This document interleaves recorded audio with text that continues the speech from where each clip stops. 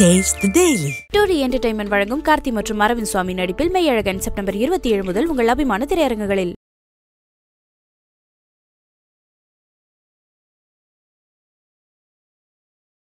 சென்னை ஃபுல்லா வந்து போஸ்டர் வச்சு ஓட்டினாங்க. அவர் கொடுத்தது எவ்வளோ? 3 ரிக்ஷா. யார் சார் சொல்லிடலாம்? நான் சொல்ல மாட்டேன். இன்னைக்கு வந்து பார்த்தீங்கன்னா நீங்கள் வந்து ஒரு 10 ரூபாய்க்கு நீங்கள் செஞ்சுட்டு நீங்கள் அதை 100 ரூபாய்க்கு நீங்கள் விளம்பரம் பண்ணுறாங்க. அந்த மனப்பான்மை இப்போ பொதுவாக இருக்குது. நான் அர்ஷா சாய் சொல்லலை, பொதுவாக சொல்கிறேன். இங்கே இருக்கிற யூடியூபர்ஸ் வந்து டிடி வாசனா இருக்கட்டும், அதன் பிறகு பிரியாணி மேனா இருக்கட்டும், இன்றைக்கு பரிதாபங்கள் வீடியோ போட்டு டெலிட் பண்ணிட்டாங்க. அதை பற்றி பேசிட்டு இருக்காங்க. சவுக்கு சொல்ல மாட்டீங்களா? சவுக்கு சங்கர் யூடியூபர்ல வருவாங்களான்னு பின்னாடி பேசுவோம் சார். மதன் கௌரி வந்து எந்த வெல்ஃபேர் ஆக்டிவிட்டிஸும் பண்ணல. அவர் உட்காந்துக்கிறாரு, பேசுறாரு, அவர் சம்பாதிக்கிறாரு, போயிடுறாரு. ஆனால் இதை தாண்டி தேர்தலுக்காக மதன் கௌரி போல, மதன் கௌரி உங்களை நான் நேர்காணல் பண்ணணும் சார் அப்படிலாம் போகவே இல்லை. அவங்க அப்ரோச் பண்றாங்க. அப்படி வந்த நடிகை தான் இந்த மித்ரா சர்மான்றவங்க. பெரிய அளவு நடிகைலாம் கிடையாது. எனக்கு வந்து ஒரு சந்தேகம் இருக்கு. அந்த சந்தேகத்தை அவரும் ஊர்ஜிதம் பண்ணியிருக்கிறார். நான் நேற்றுக்கே நான் பேசிட்டேன். இவரை வந்து இவர்கிட்ட இந்த பணம் பறிக்கிறதுக்கான வேலைகள் இருக்கலாம். இவர் வந்து கோடிக்கணக்கான ரூபாய் வந்து இவர் வந்து வருவாய் உள்ள மனிதர். பல பேருக்கு இந்த வெல்ஃபேர் ஆக்டிவிட்டிஸ் பண்ணும்போது இவரை வந்து ஒரு பிளாக்மெயில் பண்ணி கூட பணம் பறிக்கிறதுக்கான வேலையாக கூட.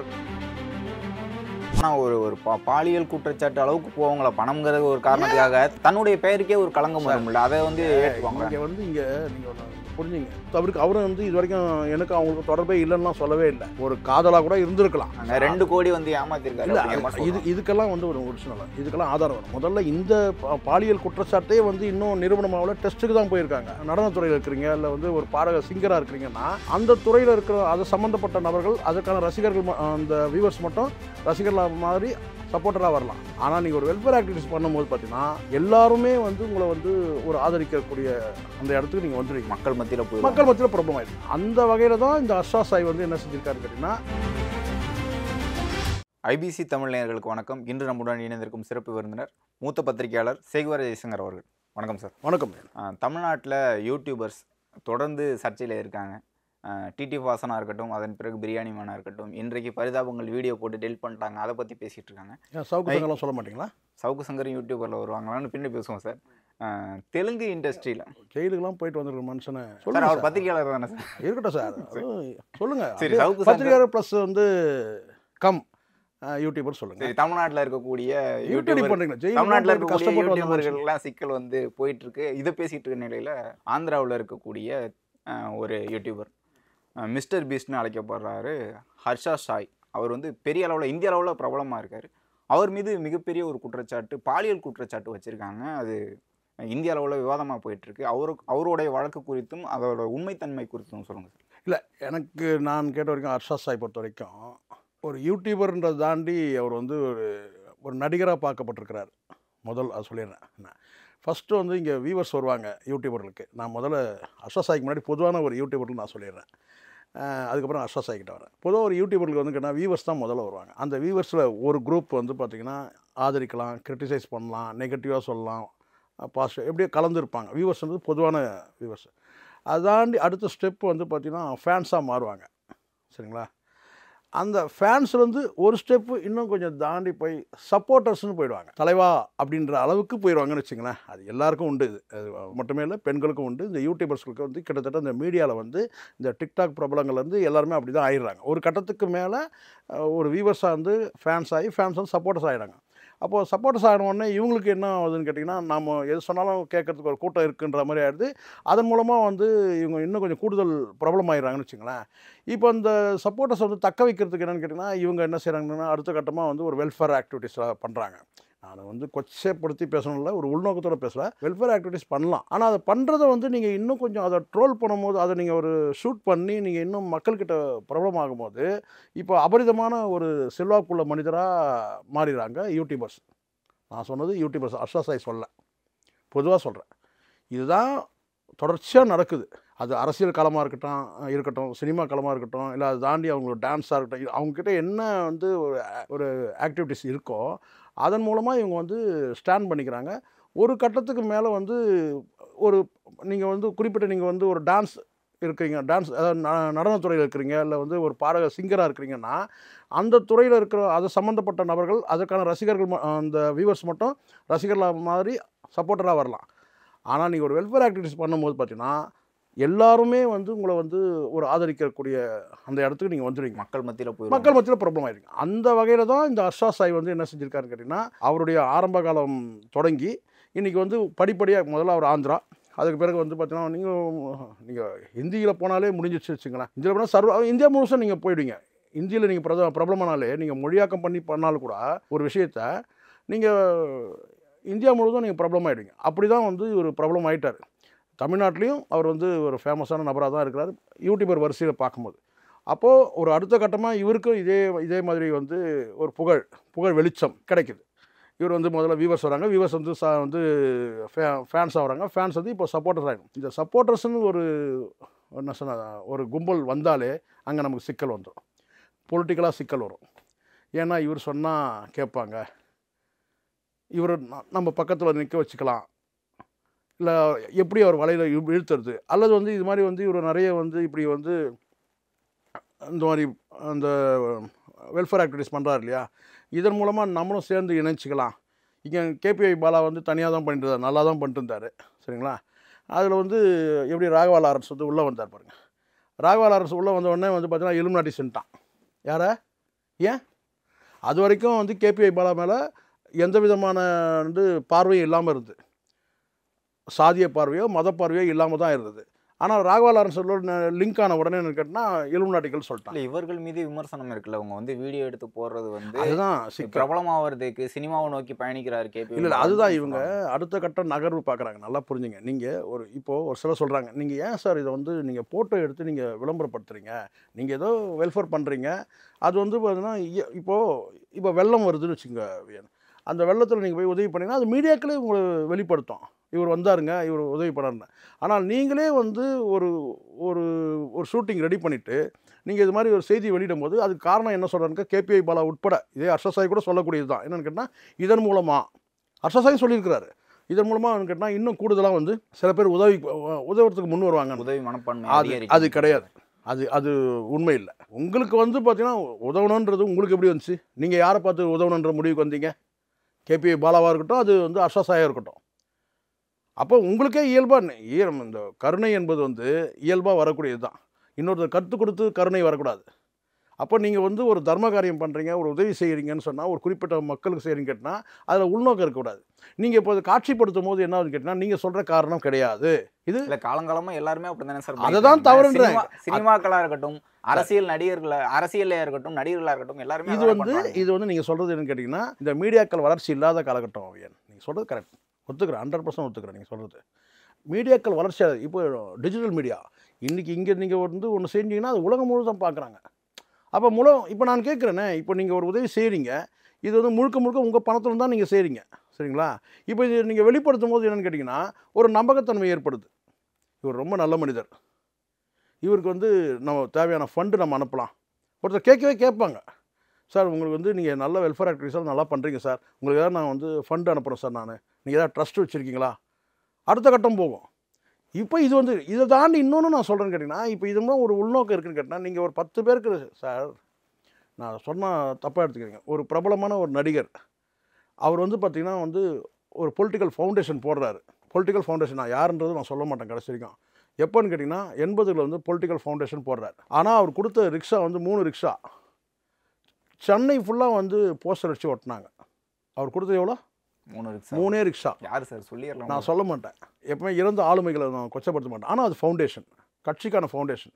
பின்னாட்களில் அவர் வந்து பார்த்தீங்கன்னா வந்து ஒரு பெரிய ஒரு எதிர்க்கட்சி தலைவராக வந்தார்னு வச்சுக்கோங்களேன். ஆனால் வந்து ஒரு பொலிட்டிக்கல் ஃபவுண்டேஷன். நான் எதுக்காக இது வந்து திட்டமிடல் தான் வச்சுக்கங்களேன், ஒரு திட்டமிட்ட நகர்வு தான். ஆனால் டிஜிட்டல் உலகம் இல்லாத அந்த காலகட்டத்திலேயே அப்படி நடந்தது.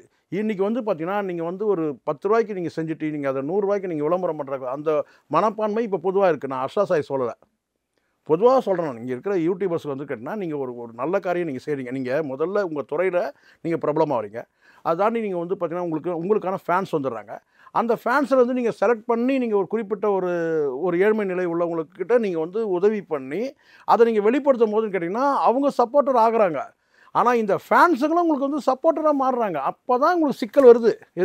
அப்போ தான் உங்களுடைய பார்வை, எல்லாருடைய பார்வை உங்கள் மேலே விழுது. நீங்கள் டான்ஸ் பண்ணிட்டு போங்க, உங்களுடைய ஆக்டிவிட்டிஸ் எது வேணாலும் பண்ணிட்டு போங்க, அது வரைக்கும் உங்களுக்கு பிரச்சனை கிடையாது. அதுதான் நீங்கள் வந்து வியூவர்ஸாக இருக்கிற வரைக்கும் பிரச்சனை கிடையாது சார். ஆனால் அந்த வியூவர்ஸ் வந்து ஃபேன்ஸ் ஆகும்போது தான் சிக்கல். அந்த ஃபேன்ஸையும் கடந்து நீங்கள் சப்போர்ட்டராக பார்க்குறீங்க அந்த ஃபேன்ஸை. அங்கே தான் நீங்கள் சிக்கலில் மாட்டுறீங்க. ஹர்ஷா சாய்க்கு அந்த சிக்கல் தான் வந்தது. இப்போ நீங்கள் என்ன பொலிட்டிக்கலாக உங்களுடைய வந்து பொது தளத்தில் நீங்கள் எல்லாருடைய பார்வையும் உங்கள் மேலே விழுது. இவருக்கு எங்கேருந்து இந்த இவ்வளோ பணம் வருது, உண்மையிலே இதில் மட்டும்தான் வருதா, இல்லை இவருக்கு வேற எங்கேயாவது இந்த வெளிநாட்டிலேருந்து பணம் வருதா, அப்படி பார்க்கப்படுமா? பார்க்கப்படும்ல.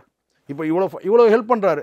இப்போ நம்மக்கிட்ட வெளிப்படையாக பேசுவோம். தம்பி இவர் இருக்கிறாருல, நம்மக்கிட்ட இருக்கிற ப்ராப்ளமானவர் மதன் கௌரி. நீங்கள் உடனே அப்படியே போயிடுங்க. நீங்கள் மதன் கௌரி எடுத்துங்க. மதன் கௌரி வந்து எந்த வெல்ஃபேர் ஆக்டிவிட்டீஸும் பண்ணல. அவர் உட்காந்துக்கிறாரு, பேசுகிறாரு, அவர் சம்பாதிக்கிறார், போயிடுறாரு. ஆனால் இதை தாண்டி நீங்கள் வந்து பார்த்தீங்கன்னா அவரை பாராட்டக்கூடியவங்க நிறைய பேர் இருக்கிறாங்க.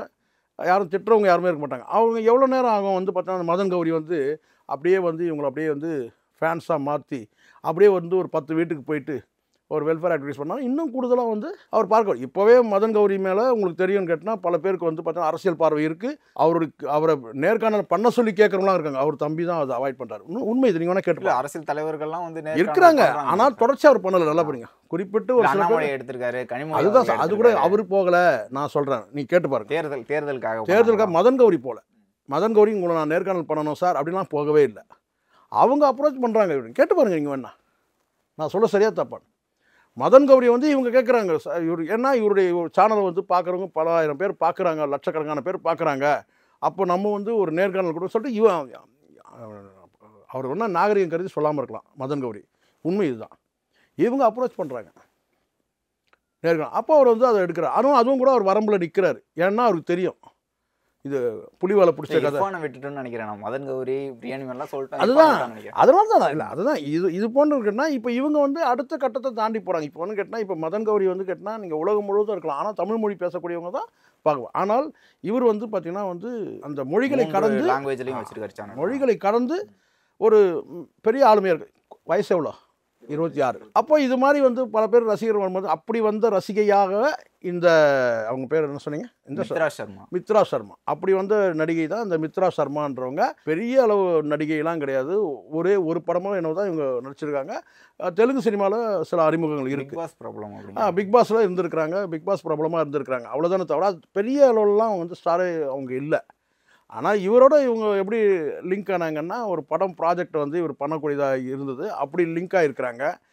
எனக்கு வந்து ஒரு சந்தேகம் இருக்குது. அந்த சந்தேகத்தை அவரும் ஊர்ஜிதம் பண்ணியிருக்கிறார். நான் நேற்றுக்கே நான் பேசிட்டேன். என்னென்னு கேட்டால் இது வந்து இவர்கிட்ட வந்து பணம் பறிக்கிறதுக்கான வேலைகள் இருக்கலாம். இவர் வந்து கோடிக்கணக்கான ரூபாய் வந்து இவர் வந்து வருவாய் உள்ள மனிதர். பல பேருக்கு இந்த வெல்ஃபேர் ஆக்டிவிட்டிஸ் பண்ணும்போது இவரை வந்து ஒரு பிளாக்மெயில் பண்ணி கூட பணம் பறிக்கிறதுக்கான வேலையாக கூட இருக்கலாம். அதுக்கு வந்து இவங்க கருவியாக இவங்களை பயன்படுத்திருக்கலாம். இவங்க உண்மையிலே தொடர்பு இருந்திருக்கலாம். ஆனால் ஒரு பாலியல் குற்றச்சாட்டு அளவுக்கு போவாங்களா? பணம்ங்கிறது ஒரு காரணத்துக்காக தன்னுடைய பெயருக்கே ஒரு களங்கம் வரும்ல. அதை வந்து நீங்கள் புரிஞ்சுங்க.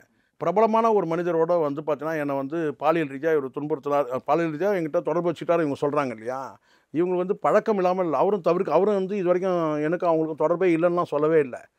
ஒரு காதலாக கூட இருந்திருக்கலாம், இல்லை ஒரு சினிமா துறையில் இருக்கிறவங்கன்ற அடிப்படையில் கூட இவங்க பழகியிருக்கலாம்.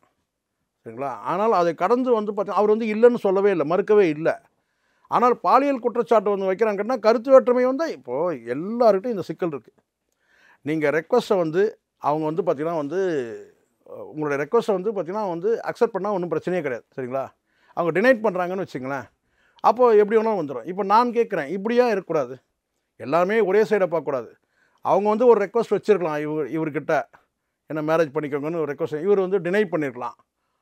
எனக்கு ஃபியூச்சர் வந்து பார்த்தீங்கன்னா நான் சினிமாவில் பெரிய ஸ்டாரான பிறகு நான் அவங்களை கல்யாணம் பண்ணிப்பேன், இப்போ என்னால் முடியாது கூட சொல்லலாம். அதனால கூட பாலியல் குற்றச்சாட்டு சொல்லியிருக்கலாம்ல. பணம் கூட ஒரு குற்றச்சாட்டு இருக்குல்ல சார். மெகாங்கிற படம் வந்து அவர் எடுக்கிறாரு, அதுக்கு வந்து அவங்க தான் ப்ரொடக்ஷன் பண்ணாங்க, 2 கோடி வந்து ஏமாத்திருக்காரு. இல்லை இதுக்கெல்லாம் வந்து ஒரு விஷயம் இல்லை, இதுக்கெல்லாம் ஆதாரம் வேணும். முதல்ல இந்த பாலியல் குற்றச்சாட்டே வந்து இன்னும் நிறுவனமாவில் டெஸ்ட்டுக்கு தான் போயிருக்காங்க.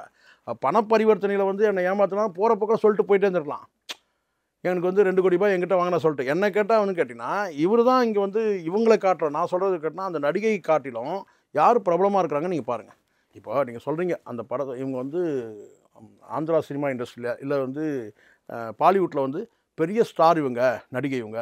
அவங்க வந்து பார்த்தீங்கன்னா வந்து இவர் அவங்கள வந்து பார்த்தீங்கன்னா வந்து நம்பிக்கை கொடுத்து மோசடி பண்ணிட்டாரு, அவர்கிட்ட 2 கோடி வாங்கிட்டு சொன்னார். இவங்களை விட வந்து இவர் தான் பிரபலமாக இருக்கார். வெல்ஃபேர் ஆக்டிவிட்டீஸில் இவர் தான் வந்து பல கோடி ரூபாய் பல லட்சங்கள் செலவு பண்ணுறாரு மக்களுக்கு. அப்படிமாதிரி இவங்க 2 கோடி ரூபாய் வந்து வாங்கினாரு சொல்கிறதே வந்து பார்த்தீங்கன்னா நம்ப முடியல. நீங்கள் வேறு குற்றச்சாட்டு சொல்லலாம், அது டெஸ்ட்டுக்கு போகுது. பண குற்றச்சாட்டு சொன்னீங்கன்னா அந்த டிரான்சாக்ஷன் எப்படின்றது பார்க்கணும்ல. இதற்கு முன்னாடியே தமிழ் சினிமாவில் இருக்கட்டும், அரசியல் களத்திலையா இருக்கட்டும், இந்த மாதிரியான ஒரு குற்றச்சாட்டு வச்ச பிறகு அவர்களோட அரசியல் வாழ்க்கை, சினிமா வாழ்க்கை வந்து இழந்திருக்கும். அதுதான் சார் நான் சொல்கிறேன். இங்கே அதனால தான் நான் ஆரம்பத்தில் நான் சொன்ன விஷயம் தான். இங்கே என்னென்னு கேட்டால், நீங்கள் வந்து வியூஸ் மட்டுமே பார்த்தா பரவாயில்ல, வியூவர்ஸ் மட்டும் பார்த்தா பரவாயில்ல. வியூவர்ஸை தாண்டி நீங்கள் ஃபேன்ஸ் ஆகிடுறீங்க, ஃபேன்ஸை தாண்டி சப்போர்ட்டர்னு வரும்போது இந்த பணம் வந்து இவ்வளோ செலவு பண்ணக்கூடிய பணம், அதை தாண்டி உங்களுக்கு வந்து பணம் மட்டும் செலவு பண்ணுறது மட்டும் இல்லை, இந்த பணம் எங்கேருந்து வருதுன்ற கேள்வி மட்டுமே கிடையாது. இவ்வளோ ஆதரவாளர்கள் நீங்கள் திரட்டும் போது பார்த்தீங்கன்னா பல பேருடைய கண்ணை உறுத்துது இல்லை. நாளைக்கு வந்து அந்த தொகுதியில் இருக்கிறவங்க, அந்த பகுதியில் இருக்கிறவங்களோ, இல்லை நாளைக்கு ஒரு ஆட்சியாளர்களோ கூட பார்த்தீங்கன்னா இவங்ககிட்ட போய் பிச்சை எடுக்கிற மாதிரி ஆயிடுச்சு நம்ம நிலைமை. ஏன்னா இவன் இவ்வளோ பேரை வச்சிருக்கிறான். அரசியல் அந்த அளவுக்கு வாய்ப்பு இருக்குன்ற நான் ஒரு யூடியூபர் வந்து அரசியல் தலைவரா. அதனால தான் நான் சொன்னேன், ஒரு சின்ன உதாரணம் சொன்னேன். நம்ம மதன் கௌரி நான் உதாரணம் சொன்னேன். மதன் கௌரி போய் நேர்காணல் பண்ணுறதா எனக்கு தகவல் இல்லை. அவங்க அப்புறம் இல்லை, நம்ம தமிழ் சினிமாவில் பார்த்துருக்கோம், நடிகர்களே வந்து இங்கே அரசியலில் நிலைக்க முடியாத ஒரு நிலை. இங்கே இருங்க, நீங்கள் அந்த ஆதரவை வந்து அப்படியே அறுவடை செய்ய பார்ப்பாங்க. நல்லா புரிஞ்சுங்க. இப்போது உங்களை பின்பற்றுறவங்க ஃபாலோயர்ஸ் வந்து பார்த்தீங்கன்னா, ஃபாலோயர்ஸ் அப்படி எடுத்துங்க, ஆதரவாளர்னா கூட சப்போர்ட்டர்ஸ் கூட கஷ்டமாக உங்களை ஃபாலோயர்ஸ் இருக்கிறாங்க, ஃபேன்ஸை தாண்டி ஃபாலோயர்ஸ் ஆகிடுறாங்கன்னு வச்சுக்கோங்களேன். அந்த ஃபாலோயர்ஸ் வந்து பார்த்தீங்கன்னா நீங்கள் அப்படியே எங்கள் சைடில் மடைமாற்றம் பண்ணணும், தேர்தலுக்காக ஐடியாலஜிக்காக மாற்றிக்குவாங்க. அதுக்கு நாங்கள் உங்கள் அப்ரோச் பண்ணால் நீங்கள் ஒத்துக்க மாட்டீங்க. அப்போ உங்களை என்ன பண்ணுறது? ஒன்று அதுக்கு நீங்கள் ஒத்துக்கவே இல்லை, அப்போ உங்களை என்ன பண்ணலாம்? இப்படி தான் பண்ணுவாங்க. இப்போ சினிமா இண்டஸ்ட்ரி இருக்குல்ல சார், இப்போ தமிழ் சினிமாவில் அப்படி இருக்கான்னு தெரியல.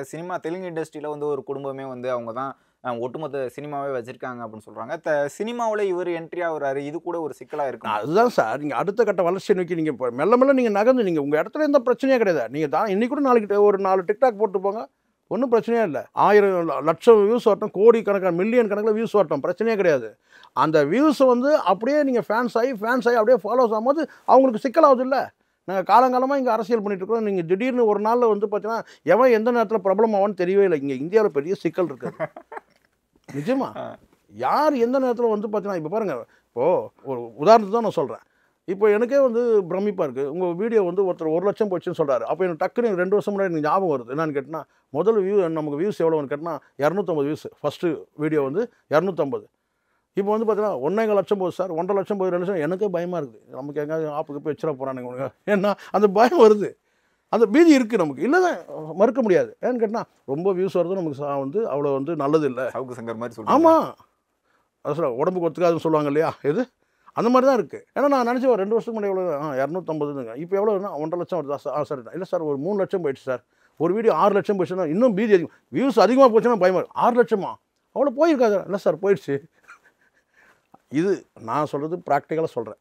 இங்கே சிக்கல் வரும், நமக்கு தலையிலையும் ஏறி உட்காந்துரும் சில நேரங்களில். இது எல்லாருக்கும் உண்டு வியன். இந்த இடத்துல ஏன் வந்து இந்த தம்பிக்கு இவருக்கு வந்து ஏன் ஹர்ஷா சாய்க்கு வந்து ஏன் இவ்வளோ சிக்கல்னு கேட்டிங்கன்னா, அவர் வந்து அவருடைய வெல்ஃபேர் ஆக்டிவிட்டிஸ் எல்லாத்தையும் நீங்கள் பாருங்கள், எல்லாத்தையும் பாருங்கள், ஒன்று விடாமல் பாருங்கள். நான் கிட்டத்தட்ட ஒரு 20 வீடியோவுக்கு மேலே பார்த்தேன். எல்லாமே வந்து சாதாரண வேறு லெவலில் போயிருக்கான் அவன். ஏது இவன் வந்து ஏழை மக்களுக்காக அவ்வளோ ஒடுக்கப்பட்ட மக்கள். நீங்கள் எடுத்து பாருங்கள், பெட்ரோல் பங்க்கில் நீங்கள் பெட்ரோலை ஃப்ரீயாக போட்டு போடான்றா அப்போ எப்படி இருக்கும் யோசிச்சு பாருங்கள். அங்கே பயனடைஞ்ச மக்களை நீங்கள் பாருங்கள். சாதாரண கீழ்த்தட்டு மக்கள், அடித்தட்டு மக்கள், ஒடுக்கப்பட்ட மக்களுக்கு வந்து ஃபுல்லாக பண்ணும்போது இது வந்து அரசியல் ரீதியான உறுத்தல். இப்போ கை வைக்கவும் கொஞ்சம் பயப்படுறாங்க. யோசிச்சு பாருங்க, நீங்கள் இந்நேரம் அரெஸ்ட் வேறு யாருன்னா கை வச்சுருப்பாங்க, அரெஸ்ட் பண்ணிருப்பாங்க. இவனை அரெஸ்ட் பண்ணுறதுக்கும் பயப்படுறாங்க. ஏன்னா இவன் எடுத்த ஆட்கள் எல்லாம் வந்து பார்த்தீங்கன்னா ஒடுக்கப்பட்ட மக்கள்கிட்ட வந்து உள்ள நுழைஞ்சிருக்கான். எல்லாமே வந்து அந்த பகுதி மக்களே வந்து எப்படி மும்பை தாராவி எப்படி இருக்கும் பாருங்கள், இது அந்த மாதிரி மக்கள்கிட்ட உள்ள நுழைஞ்சிக்கிறான். இவன் கொஞ்சம் வந்து விவகாரமான ஆள் நினைக்கிறேன். உள்ள நுழைஞ்சும் போது பதற்றம் வருது, அரசியல் ரீதியான பதற்றம். நான் நேரடியாக சொல்கிறேன், ஹர்ஷா சாய் வந்து இந்த குற்றச்சாட்டு வந்திருக்கிறேன், அரசியல் ரீதியான ஒரு பதற்றம், அரசியல் பின்புலத்தோடு தான் இந்த வழக்கு பதிவு பண்ணப்பட்டிருக்கிறதா நான் பார்க்குறேன். தமிழ்நாட்டை பொறுத்த வரைக்கும் பேசணும் சார். இப்போ தமிழ்நாட்டிலே வந்து ஒரு ஐடியாலஜி வந்து நீங்கள் ஏற்றுக்கணும், இல்லைனா அதுக்கு ஆதரவாக இருக்கணும் அப்படிங்கிற ஒரு நிலை இருக்குது. அதே மாதிரி ஒரு கருத்தை வந்து நீங்களாம் பதிவு பண்ணும்போது அதை டெலீட் பண்ண சொல்கிறாங்க. இப்போ கூட சமீபத்தில் பரிதாபங்கள் வீடியோவில் பார்த்துருக்கோம்.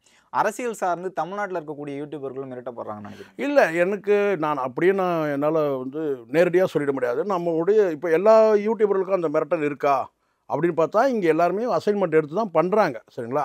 இல்லை, பிரியாணி மேன் வந்து கைது செய்யப்பட்டு உள்ளே போனார். அதுக்கு முன்னாடி அவர் நீங்கள் இதுதான் இங்கே நீங்கள் வந்து பார்த்தீங்கன்னா நீங்கள் யூடியூபர்னு எடுத்தீங்கன்னா நீங்கள் பொலிட்டிக்கலாக நீங்கள் எடுத்துங்க.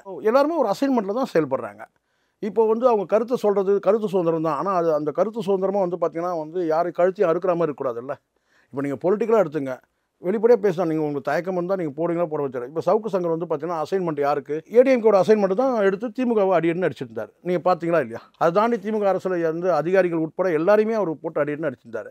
இப்போ அப்படியே இந்த பக்கம் வாங்க, இவர் வந்து கோட்டு போட்ட சவுக்கு சங்கர் யார், முக்தார் யாரை அடிக்கிறாரு, ஃபுல்லாக வந்து பார்த்தீங்கன்னா வந்து அசைன்மெண்ட் வாங்கிட்டாரு. ஏதோ ஒரு டிஎம்கே கிட்ட அசைன்மெண்ட் வாங்கினாரா என்னன்னு தெரியல. கண்டிப்பாக அதுக்கான வாய்ப்பு இருக்குது. ஏன்னா திமுக ஆதரவாக செயல்படுறாரு. இன்னொரு பக்கம் நாம் தமிழ் போட்டு அடின்னு அடிச்சிருக்காரு. பார்த்து தானே இருக்கோம். காலங்காலமாக பண்ணிட்டு இருக்காரு. அது காலங்காலம் பண்ணானே, எத்தனை காலம் பண்ணானே, ஆனால் உண்மை தானே. ரெண்டு தரப்பு நீங்கள் எடுத்துங்க. இப்போ வாராகின்னு ஒருத்தர் அரெஸ்ட் ஆகிருக்காரு, நீங்கள் பார்த்தீங்க. அவர் வந்து பார்த்தீங்கன்னா அவருடைய வார் ரூம்னு ஒரு யூடியூப் வச்சு ஃபுல்லாக அதிகாரிகளை பிடிச்சி, காவல்துறை அதிகாரிகளை ஃபுல்லாக போட்டு இவர் வந்து டிஃபேம் பண்ணியிருக்காரு. நம்ம பார்க்குறோம்.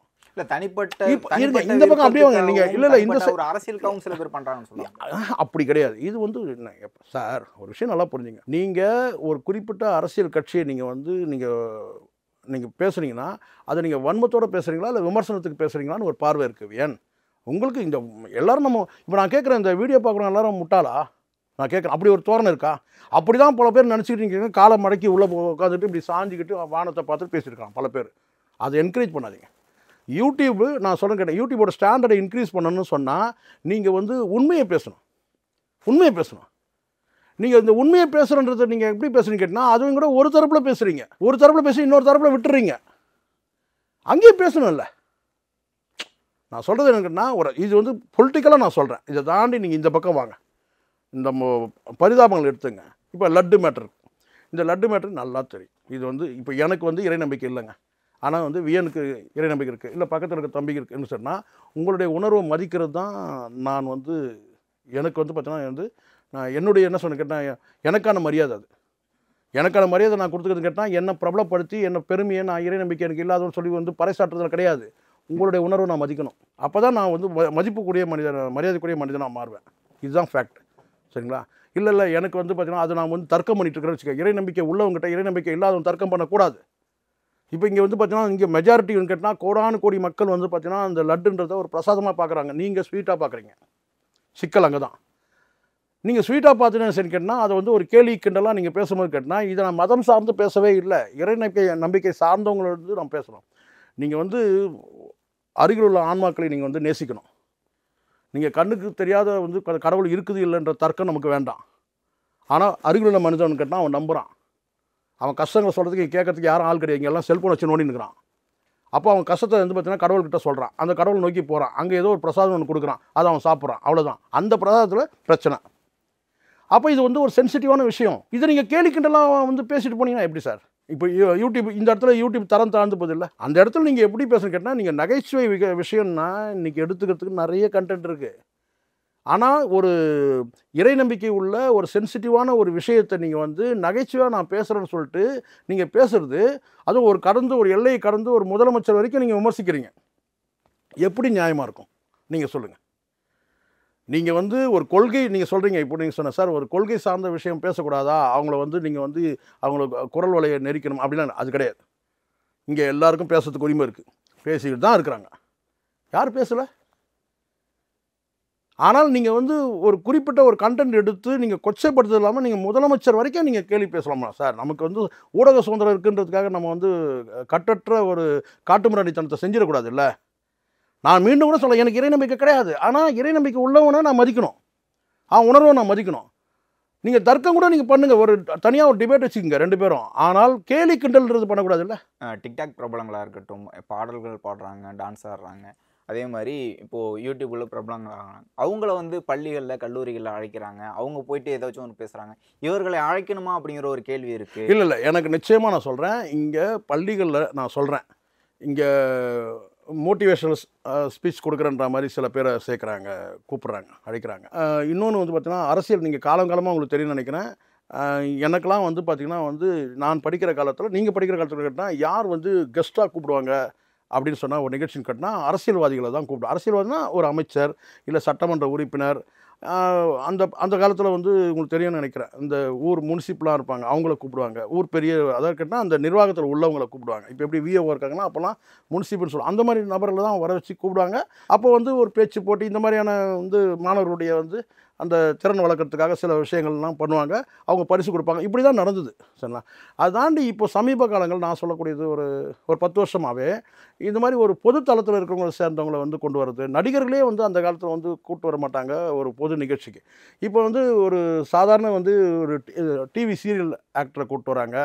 அப்புறம் வந்து ஒரு சினிமா நடிகர்கள் வந்து ஒரு ஆளுமைகளை கூப்பிட்டு வந்து பேசுகிறாங்க. அது வந்து சில நேரத்தில் வந்து ஒரு என்ன சொல்ல ஒரு மாணவர்களுக்கு வந்து ஒரு உற்சாகமாக கொண்டாட்டமாக கூட கடந்து போகிறாங்க. அதை தாண்டி இப்போ வந்து கேட்டிங்கன்னா மோட்டிவேஷனல் ஸ்பீச்சுன்னு சொல்லிட்டு யாரை கொண்டு வரேன்னு கேட்டிங்கன்னா இது மாதிரி வந்து ஒரு குறிப்பிட்ட வந்து இந்த மாதிரி ஒரு நடிகை யூடியூப் பிரபலங்களை கூட கூப்பிட்டு வராங்கன்னு வச்சுங்களேன். உச்சகட்டமாக ரவுடி பேபிலாம் கூட கூப்பிட்டு வந்தாங்கன்னு வச்சுங்களேன். இப்போது இது எதை காட்டுதுன்னு கேட்டிங்கன்னா அந்த பள்ளி நிர்வாகத்தோட அந்த ஆளுமைகள் இருக்காங்கள்ல, ஹெச்எம் பிரின்சிபல் இந்த மாதிரி அவங்களுடைய மைண்ட் செட்டுக்கு ஏற்ற மாதிரி கூப்பிட்டு வராங்க. அவங்களுக்கு விருப்பமானவங்களும் கூப்பிட்டு வராங்க. ஆனால் அவங்க அப்படி பார்க்கக்கூடாது. இங்கே யாரை கூப்பிட்டு வரலாம், கூப்பிட்டு வரக்கூடாது, அது முதல்ல வந்து ஒரு அதை முடிவு பண்ணணும். அங்கே ஒரு ஹெச்எம்க்கு வந்து பிடிச்சவங்க, இல்லை ஹெச்எம்க்கு வேண்டப்பட்டவங்க, அவங்களுக்கு உறவினர் தெரிஞ்சவங்க, இல்லை அவங்க வந்து பார்த்தீங்கன்னா நம்புறவங்க, பிரபலங்கள் அந்த மாதிரி பிரபலங்கள் இருக்காங்க. அந்த மாதிரி வந்து தாமு வந்தார், பிள்ளைகளை போட்டு அழ வச்சார். அதுக்கப்புறம் வந்து பார்த்திங்கன்னா வந்து அவருக்கு வந்து அந்த ப்ரோக்ராமை இன்றைக்கி பண்ணக்கூடாதுன்னு சொன்னாங்க. இப்போ கொஞ்ச நாள் முன்னாடி மகாவிஷ்ணு ஒருத்தன் வந்தான், அவன் தாறுமாறாக பேசினான்னு வச்சுக்கலாம். அது தாமுவே மேலுன்ற மாதிரி ஆச்சு. அவன் தாறுமாறாக பேசினான். இப்போ அதுக்கும் வந்து தடை வச்சான். இப்போது நான் சொல்கிறது கேட்டால் நீங்கள் யூடியூப் பிரபலங்களுக்கு வந்து நீங்கள் கூப்பிட்டு வரீங்கன்னு சொன்னால் எந்த அடிப்படையில் என்ன தகுதி இருக்குன்றதை பார்க்கணும். நீங்கள் கூப்பிட்டு வந்து அவங்க என்ன பேச போகிறாங்க முன்கூட்டியே நீங்கள் வந்து டிஸ்கஸ் பண்ணணும். நீங்கள் மேடையில் மைக்கை கொடுத்துட்றீங்க, அவன் பாட்டு தாறுமாறாக பேச போயிடும். அங்கே பள்ளி மாணவர்கள் வந்து பார்த்தீங்கன்னா என்ன கேட்டால் ஆசிரியர்களை தாண்டி யாருமே வந்து இங்கே வந்து பிள்ளைகளுக்கு வந்து பார்த்தீங்கன்னா மோட்டிவேஷன் கொடுக்கவே முடியாது. இங்கே தன்னம்பிக்கையும் தைரியமும் இந்த வந்து பார்த்தீங்கன்னா வந்து இங்கே கொடுக்க வேண்டியதை கேட்டால் ஆசிரியர்கள் தான் கொடுக்கணும் மாணவர்களுக்கு. 3ஆம் தரப்பினரை கூப்பிட்டு வரீங்க, அவன் வந்து அந்த பள்ளி மாணவர்கள்கிட்டயே சொல்கிறான் ஆசிரியர்களுக்கு திறமை இல்லைன்னு சொல்கிறான். அந்த மகாவிஷ்ணு சொன்னதை நீங்கள் பாருங்கள். டீச்சர்களுக்கு பாடம் எடுக்கணும்னு சொல்கிறான். யார் முன்னாடி சொல்கிறான்? மாணவர்கள் முன்னாடி சொல்கிறான். அப்போது நீங்கள் அங்கே அந்த இடத்துல அந்த ஆசிரியர்களுடைய ஆளுமை என்ன ஆகுது மாணவர் முன்னாடி? அதனால் இங்கே தேவையை இன்றைக்கி உள்ள காலகட்டத்தில் வந்து பார்த்தீங்கன்னா இவங்க பிரபலங்கள்ன்றது எல்லா துறையும் பிரபலங்கள் இருக்கிறாங்க. அவங்களையெல்லாம் கூப்பிட்டு வந்து பேசணும்னு அவசியமே கிடையாது. நீங்கள் கூப்பிட்டு வந்து நீங்கள் பேசணும், நீங்கள் அப்படி ஒரு வந்து இல்லை இது வந்து வெளிநபர்கள் தான் வேணும்னு கேட்டால் நீங்கள் அரசியல்வாதிகள் கூட இன்றைக்கி கூப்பிட முடியாது. ஏன்னா அரசியல்வாதிகள் மாதிரியே பேசுகிறாங்க. ஆளக்கூடிய அமைச்சர்களே நான் சொல்கிறேன் தரம் தான் பேசுகிறாங்க. அப்போது இந்த இடத்துல வந்து பார்த்திங்கன்னா இங்கே ஆசிரியர்களே வந்து பார்த்திங்கன்னா வந்து இவங்களுக்கு நல்ல வழிகாட்டியாக இருக்கணுன்றது தான் என்னுடைய பார்வை. அதில் வந்து பார்த்திங்கன்னா இந்த பெற்றோருக்கு வந்து அவர் ரொம்ப வேண்டப்பட்டவர், இல்லை வந்து பார்த்தீங்கன்னா கொண்டாடணும்னு நீங்கள் நினச்சிங்க கேட்டினா இதை நீங்கள் நான் சொல்லுங்கள் சினிமா நடிகரில் தான் கூப்பிட்டு வச்சு கொண்டாடணுன்றது அவசியமே கிடையாது. நீங்கள் வந்து பார்த்தீங்கன்னா சினிமா நடிகர் மட்டும்தான் பிரபலம்னு கிடையாது. இன்னும் வந்து பார்த்தீங்கன்னா வந்து நீங்கள் பரதநாட்டியத்தில் எவ்வளோ பெரிய ஆளுமைகள் இருக்கிறாங்க. கலையில் நான் சொல்கிறேன், கலைத்துறையில் சொல்கிறேன். நீங்கள் சினிமா மட்டும்தான் இங்கே கலையாக பார்க்கணும். சினிமா பிரபலம், மீடியா பிரபலம் இவங்கள தான் கூப்பிட்டு வராங்க. இன்னும் பல துறைகளில் பிரபலங்கள் இருக்கிறாங்க. அவங்கள கூப்பிட்டு வந்து நீங்கள் இருக்காங்க. ஆமாம் எவ்வளோ இருக்கிறாங்க. ஆனால் நீங்கள் வந்து கூப்பிட்டு வரும்போது இந்த நபர் வந்து என்ன பேச போகிறான்ற அஜெண்டா தயவு செஞ்சு பேசுவோம். முதல்ல பேசிக்கணும். அவங்க சார் இப்போ வந்திருக்கீங்க சார், நீங்கள் என்ன கண்டென்ட் நீங்கள் பேச போகிறீங்கன்றது கேட்டேன். ஏன்னா அவன் மைக்கு கொடுத்தோன்னா அவன் தாறுமாறாக பேச போகிறானுங்க இன்றைக்கி எல்லாருமே. அந்த பிள்ளைகள் வந்து அதுவும் இன்றைக்கி குழந்தைங்களாம் ரொம்ப ரொம்ப ப்ரில்லியண்ட்டாக இருக்காங்க பசங்க, சின்ன பசங்களும் நான் சொல்கிறேன். அவர் 6ஆம் கிளாஸ் 8ஆம் கிளாஸ்ன்னு கேட்டேன். அதனால் வந்து கேட்டால் நீங்கள் பிள்ளைகள் வந்து உட்காடுறாங்கன்னு சொன்னால் அந்த பிள்ளைகளுக்கெல்லாம் ஒன்றுமே தெரியாதுன்ற நினைப்பில் தான் அவங்க பேசிகிட்டு இருக்கிறாங்க. ஆனால் இவனை பற்றி ஃபுல்லாக அவனுக்கு தெரியும். ஏன்னா அவனா செல்லை நோண்டிட்டு இருக்கிறாங்க. இப்போ 5வது மேலே செல்லை நோண்டிட்டு இருக்கிறாங்க பசங்க. அப்போது நான் சொல்கிறது கேட்டால் இந்த சினிமா பிரபலங்கள் மட்டுமே இல்லை மீடியா பிரபலம் மட்டும் இல்லாமல் இன்னும் எவ்வளோ துறையை சார்ந்தவங்க சார் ஒன்றுமே வேணாம் சார். அந்த பகுதியில் வந்து பார்த்திங்கன்னா வந்து இருக்கக்கூடிய விஓஓ, தாசில்தார், போலீஸ் இன்ஸ்பெக்டரு இன்னும் எவ்வளோ இருக்கிறாங்க. அந்த துறை சார்ந்தவங்களை கூப்பிட்டு வந்து பேசினாலே போதும். இதை தாண்டி அரசியல்வாதிகள் வேணவே வேணாம், சினிமா பிரபலங்கள் வேணவே வேணாம். அவங்க வந்து பேசினாலே அவங்கள சீஃப் கெஸ்ட்டாக கூப்பிட்டாலே போதும். அதை தாண்டி என்ன வேணும்? இப்படி தான் நான் பார்க்குறேன். இன்னும் சொல்லணும்னா குறிப்பாக வந்து கட்டாயமாக வந்து இந்த காவல்துறையில் எவ்வளோ பேர் வந்து நல்லா பேசக்கூடியவங்க இருக்கிறாங்க, மோட்டிவேஷனல் ஸ்பீச் கொடுக்குறவங்க. அவங்கள கூப்பிட்டு வந்து பேசலாம். எனக்கு தெரிஞ்சு சில பேர் சொன்னால் அது விளம்பரப்படுத்துகிற மாதிரி ஆகிடும். ரிட்டையர்டு ஆஃபீஸர் எவ்வளோ பேர் இருக்கிறாங்க, போலீஸ் ஆஃபீஸர், அவங்க பேச வைக்க முடியும். ரிட்டையர்டு ஆஃபீஸர் இந்த எவ்வளோ கலெக்டர், டெப்டி கலெக்டர் இருக்கிறாங்க, அவங்கள கூப்பிட்டுவாங்க. அவங்களாம் ரிட்டையர் ஆகிட்டு வந்து ஃப்ரீயாக தான் இருக்கிறாங்க. நீங்கள் அவங்களெல்லாம் விட்டுட்டு நீங்கள் நடிகர்களை கூப்பிட்டு வந்து விடணும்னு நினைக்கிறீங்க. அது மூலமாக வந்து பார்த்தா அப்படியே கொண்டாட்டம் ஆயிரும், அது ஆயிரும், இது ஆயிரும் சொல்லிட்டு அப்படியே வந்தால் கூட நீங்கள் தயவு செஞ்சு மைக்கை கொடுக்காதீங்க. மைக்கை கொடுத்தாலும் கெட்டு போச்சுங்க. சார் ஒரு நடிகை சொல்கிறான் சார், எனக்கு வந்து பார்த்தீங்கன்னா நீங்கள் அதெல்லாம் போட மாட்டீங்க சார் சொன்னால் உங்கள் சேனலில். ஒருத்தன் சொல்கிறான் சார், மைக்கை பிடிச்சி சொல்கிறான் சார், நான் வந்து சரக்கு அடிக்கிறதுக்கு 1 லட்ச ரூபா செலவு பண்ணுறேன்றான் ஒரு நடிகை. ஒரு காலேஜ் ஃபங்க்ஷனில் ஒரு பெரிய ஒரு பெண்கள் இருக்கக்கூடிய ஒரு ஃபங்க்ஷனில் வந்து பார்த்தீங்கன்னா வந்து ஒரு பிரபலமான நடிகர் அவன் சொல்கிறான் வந்து என்னென்னா வந்து நான் வந்து தினம் நான் சரக்கு அடிப்பேன்னு சொல்கிறேன், சரக்குன்னே சொல்கிறேன். இதுக்கு என்ன சொல்றீங்க நீங்கள்? அப்போ அந்த நீங்கள் குடிக்காதீங்கிற ஒரு இது வேறு, அது வேறு சொல்லிவிட்டு இது வேறு. அதனால் இன்றைக்கி வந்து பார்த்தீங்கன்னா வந்து அதுவும் குறிப்பாக சினிமா ஆளுமைகள் வந்து பார்த்தீங்கன்னா இன்றைக்கி வந்து ரொம்பவும் வந்து பார்த்தீங்கன்னா வந்து தரம் தாழ்ந்து போகக்கூடிய சூழ்நிலை இருக்குது. நான் சினிமா மட்டும் சொல்கிறேன், மீடியாவும் சேர்த்தே நான் சொல்கிறேன். இதை சொன்னால் உடனே சண்டைக்கு வந்துடுவாங்க. நீங்கள் போகிறீங்களா, ரிட்டையர்டு போலீஸ் ஆஃபீஸர் இருக்காங்க, retired VAO, retired tahsildar, retired வந்து டெப்டி கலெக்டர், ரிட்டையர்டு கலெக்டர், எவ்வளோ பேர் இருக்கிறாங்க சார், எவ்வளோ துறை சார்ந்தவங்க எவ்வளோ பேர் இருக்கிறாங்க. அவங்கள கூப்பிட்டு வந்து பேசுங்க, அவங்களுடைய அனுபவங்கள் வந்து பிள்ளைகளுக்கு உதவும். இவ்வளோ நேரம் உங்களுடைய நேரத்தை ஒதுக்கி உங்களுடைய கருத்துக்களை தெரிவித்ததுக்கு மிக்க நன்றி. நன்றி சார்.